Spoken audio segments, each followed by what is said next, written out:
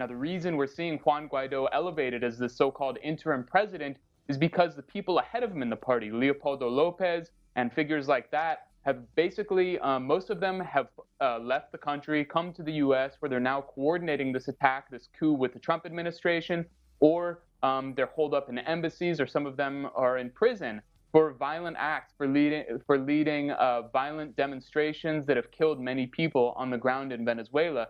So Juan Guaido was the remaining figure who was clean enough to basically coordinate this coup with the White House. So he's a credible figure here in Washington, but on the ground in Venezuela, I mean, 81% of Venezuelans had never heard of Juan Guaido until this month. Even opposition figures were shocked by this whole, declaration. So I would say no, he's definitely not a credible figure. Well, we've seen a massive hysteria in this country since the election of Donald Trump about so-called Russian meddling, none of which has been proven, but in this case of blatant, open, even celebrated meddling, and I think meddling is a soft euphemism for what is, clearly just an aggressive coup d'état in Venezuela, an attempted coup d'état. And so none of these representatives were really willing to admit it. They didn't want to talk about it. They don't even consider what the Trump administration is doing in Venezuela